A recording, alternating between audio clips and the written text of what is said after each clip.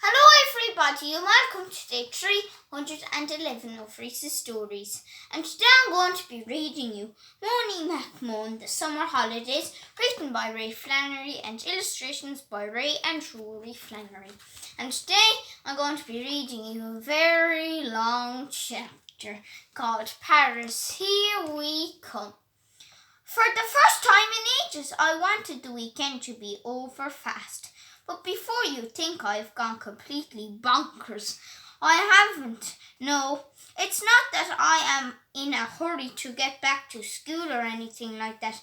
It's just that the sooner I get this week out of the way, the sooner I get to head to the airport and, more importantly, Paris. Still, not sure about eating those snails, though. I told Wingy my news and surprise, he wasn't happy about it. When Mr. O'Rourke found out about it, he decided we all should learn a few phrases in French. He started writing out these funny-looking words on the whiteboard. Have a look yourself at what he put up. I think he is making it up. Bonjour, monsieur. Comment allez-vous? Merci beaucoup. I said that's how they were pronouncing it anyways. After he said the words a few times, he took out a long ruler and started pointing at the words. Now, class, repeat after me, he said. You can imagine the noise that came out apart from Alexander. Nobody had a notion of what was going on. Alexander had been to France a few times on holidays with his family, so he knew a few words. Mr. O'Rourke called Pete and asked him to have a try. Pete said the words really quietly so that no one would hear him. Mr. O'Rourke was well used to him by now. Louder, Pete, please, he said. Pete stood up and went, Bonjour, monsieur, comment allez-vous? Merci beaucoup at the top of his voice. As Pete was saying the words out or trying to tell them, Mrs. Strong stuck her head in the door. She just looked at Pete, looked at Mr. O'Rourke, looked at the rest of us and shrugged her shoulders. I was waiting for her to do one of my ahs, but she just closed the door and left. We fell about the place laughing, including Mr. O'Rourke. Even poor old Pete saw the funny side of it. Tell ye what, said Mr. O'Rourke, seeing how much Pete has entertained us with his amazing language skills, you can all have a homework pass tonight. Just don't tell Mrs. Strong, everybody cheered. Shh, he said as he put his finger in front of his mouth. It's like the TV show, Deal or No Deal. Deal, we all whispered together. The rest of the week was nearly as dull as Monday was. As I told you, apart from our language lessons, it was quiet. I practiced my few French words every evening. Wouldn't want to embarrass myself in Paris now, would I? PE with Coach Ferguson was funny on Wednesday, though he decided we should all have a go on the trampoline. I loved doing flips and tumbles on it. Alexander was quite good on it too. Must be all the taekwondo stuff he does. Wingy got his foot caught in the springs as he was getting on the trampoline. He didn't even get a chance to have one jump on the trampoline, so he had to sit down for the rest of the class with his foot up on a chair with a big ice pad on it. Unfortunately for Pete, we went on it after lunch. I reckon he was up to his old tricks, taking people's lunches, because after about 4 jumps, he put his hand over his mouth, jumped off the trampoline, and ran to the toilet as fast as his legs could carry him, which wasn't very fast. I don't think he will ever learn. Before I knew it, Thursday had come around. I was so excited that I offered to put all the stuff in the dishwasher.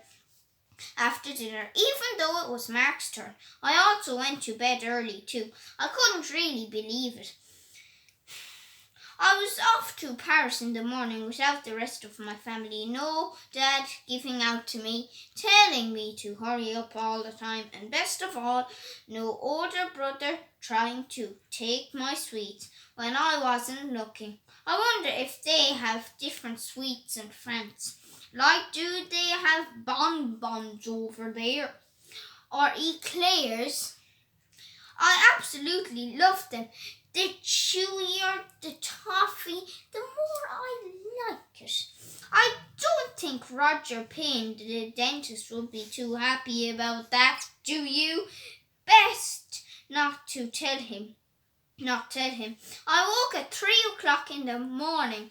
I woke at 5 o'clock in the morning. And just when I was finally falling into a deep sleep, the alarm went off. For the first time ever, I wasn't grumpy. I leapt out of bed, got dressed in the world record time, and jumped down the stairs 3 steps at a time. I gobbled down my brekkie, ran back upstairs, washed my teeth, face and hands, and ran back down the stairs. Mom had my bag packed and ready at the front door. She had a large white envelope with my name written on the front of it. Why was she sending me a letter? I am only going away for 3 days. I soon found out what it was all about when Alexander's dad called for me. Mom handed the envelope to him.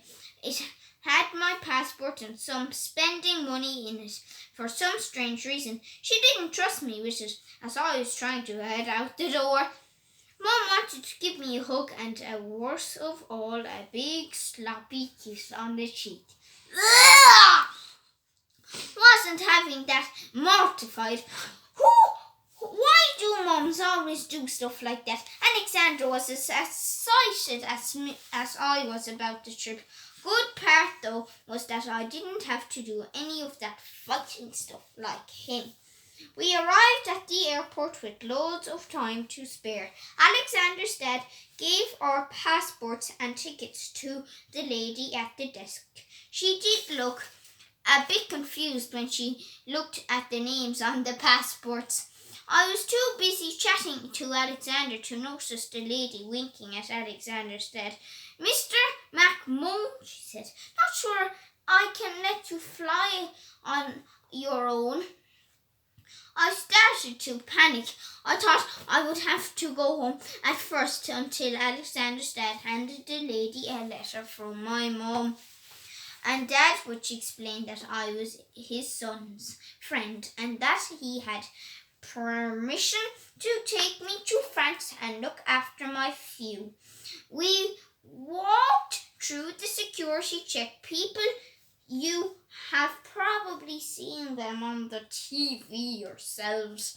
I don't know how they do it, but they make you nervous by just looking at you. I was okay until one of them started staring at me. I could feel my face getting redder and redder. I was crossing my fingers that they would not stop me, even though I had done nothing wrong. When they then went into the shopping area of the airport, I have never seen so many people in one place at the same time who weren't at a football match. They all seem to be going in different directions too. How do these people know which plane they are supposed to be getting on? Then I saw people looking up at big TV screens. I thought was a match on. I ran over for a look to see what was happening, but all that I could see on the screen were lists of letters and numbers. It looked like complete jargon to me.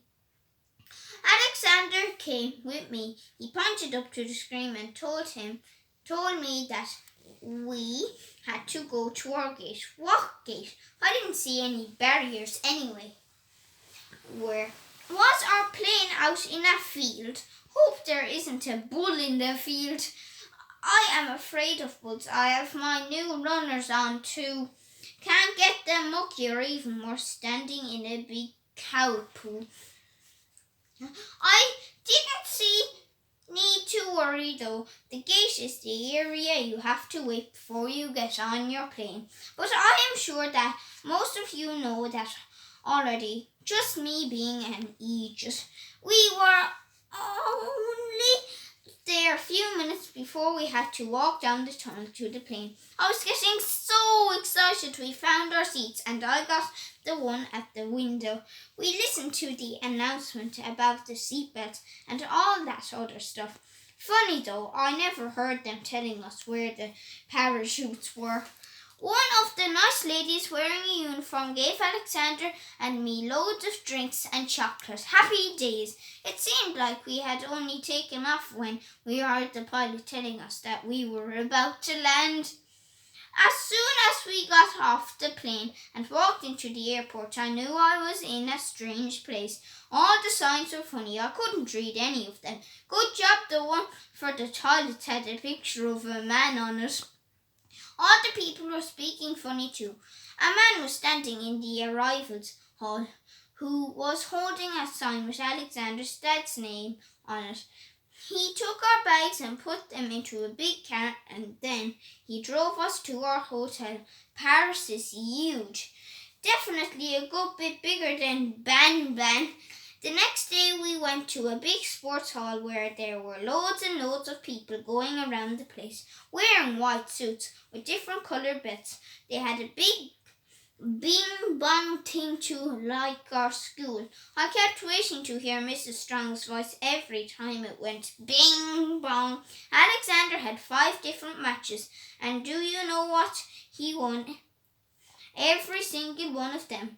I'll tell you, you wouldn't want to pick a fight with him. In the first match, Alexander stood up on the mat with the other fighter. They both bowed to the judges, the referee, and then to each other. The referee made some signal to start the fight. Alexander took 2 steps, gave the other fighter 2 kicks. Game over. Alexander won the fight in 20 seconds. All of his fights were over that quickly. He got to the final, which was amazing. It was like that Karate Kid movie with 2 men waving different colour flags. Every time someone scored a point, Alexander won the match by throwing the other boy over his shoulder and entirely out of the ring. We went nuts! He had won the whole tournament. The head judge came out and gave him a medal and a trophy. They all started bowing up and down to each other. The trophy was nearly bigger than Alexander. Wasn't as exciting as me scoring the winning point in the school final though. Just saying, that evening Alexander's dad brought us out to a fancy restaurant for a big meal to celebrate. I was terrified that they were bringing out a large portion of snails or frogs' legs on my plate. Oh, why was I happy to see a big burger and fries arrive at the table and asked for the strawberry milkshake. The strawberry milkshake, though, was the bestest milkshake that I have ever had. The next day, Alexander's dad brought the 2 of us on a tour of Paris to see the Eiffel Tower and loads of other famous places, but I can't remember all the names. They all sounded funny. Then we went to some art gallery to see the Mona Lisa painting. Mr. O'Rourke had told us that it was one of the most famous paintings in the whole world and also one of the most expensive paintings in the world too. When we got there, the queue was absolutely huge. I presumed everybody was waiting to go to the bathroom. I thought the painting was going to be massive. Boy, was I in for a surprise. It's tiny. I think I could draw a better picture myself, and I would use nicer colours too. One of the men working there said that bonjour thing to me, and then he bowed, just like all the people were doing at the taekwondo tournament. I thought he was trying to start a fight with me, so I shoved Alexander out in front of me. Alexander started speaking French to him. Alexander is really bright. Then we went to this funny little shop called a patisserie. It had the most amazing buns and cakes that I have ever seen. There were hundreds of them, all in different colours and shapes. The man in the shop pointed to the buns and asked which ones we wanted. I wanted all of them. I picked 3 though. Didn't want to be too greedy or, more importantly, too sick if I didn't like them. They were actually the nicest buns that I have eaten in ages. Just don't tell Wingy's mum that I said that. There were loads of people walking around the streets, eating long bread rolls too. Wouldn't see that in Banban. The next morning we were up bright and early. We had a huge breakfast and chatted about the great win for Alexander in the tournament. We were about to head up to the room to pack our stuff before it was time to go home to Banban when Alexander's dad said he had a little surprise for us. We had to go outside the hotel to see what it was. When we went out through the front door, there was this terrifying looking man who was completely dressed in black, standing there beside a big black Jeep. The Jeep even had those black windows so that people couldn't see in. The scary man was wearing black sunglasses and had one of those funny beards, think they call them goatees, and had a scar on his cheek. The man looked in our direction and said, "Vite, Alice." Then he opened the back door of the Jeep. I was shaking in my boots. Well, runners, I don't have boots, but you know what I mean. We got into the Jeep and Alexander's dad got in front. It was just like being in a spy film. We drove for a good while before we eventually stopped. When we got out of the Jeep, I couldn't believe my eyes. In front of us was a black helicopter. I asked Alexander's dad if I could touch it. I had never seen one this close up before. He just smiled. "I think we can do better than that, Mikey." The scary-looking man then opened the helicopter door. He pointed at me and said, "Mikey, right." I still don't know what "right" means, but I wasn't going to argue with him. He even knew my name. I climbed in. I looked at the scary man and pointed up towards the sky. He just said, "Yow, ow, wee, wee." Then he nodded his head and said, "Wee, wee" again. I knew that was French for yes, but it is pronounced wee, wee. I really wish he didn't keep on saying that because I was so nervous now. I felt like I needed the bathroom. We all put on these headsets, like the ones you see the pilots wearing on TV with the microphone thingy in front. And then before I could count to 10 in English, Irish or in French, we were up in the air. It was the coolest thing I had ever seen. Wingy will be so jealous when I tell him about it. We flew all over Paris for about half an hour. Amazing. It was so strange to fly over some of the places that we visited yesterday. I did not want it to end. I could get very used to travelling like this. On Sunday, we headed back to the airport in Paris to catch our flight home.